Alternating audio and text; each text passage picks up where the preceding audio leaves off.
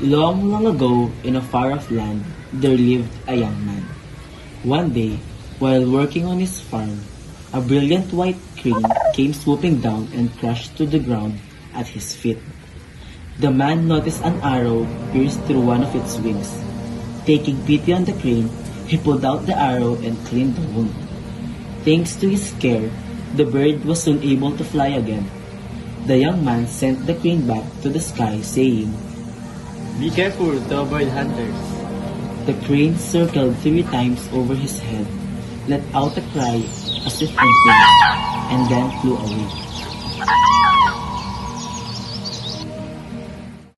As the day grew dark, the young man made his way home. When he arrived, he was surprised by the sight of a beautiful woman whom he had never seen before standing at the doorway. Welcome home. I am your wife. Said the woman. The young man was surprised and said, I am very poor and cannot support you. The woman answered, pointing to a small sack. Don't worry. I have plenty of rice for us. Then she began to prepare dinner. The young man was puzzled, but the two began a happy life together, and the rice sack mysteriously remained full always. One day, the wife asked the young man to build her a weaving room.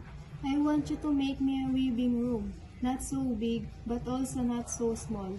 Also find me a weaving tool. I want the room to be closed with no holes to pick.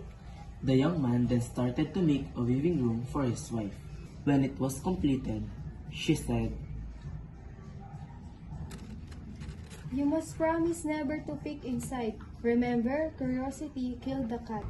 With that, she shut herself up in the room. The young man waited patiently for her to come out.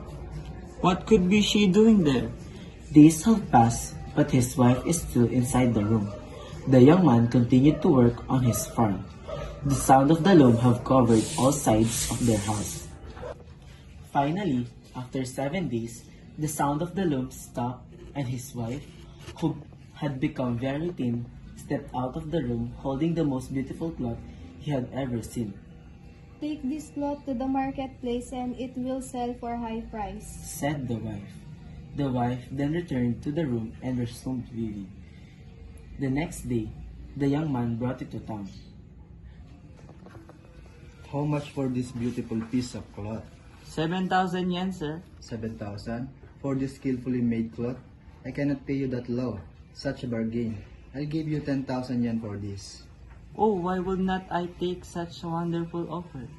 The man paid him 10,000 yen for the cloth, then left. This made the man think, Even that man is amazed at the quality of the cloth to be sold at such a high price. This left the man puzzled.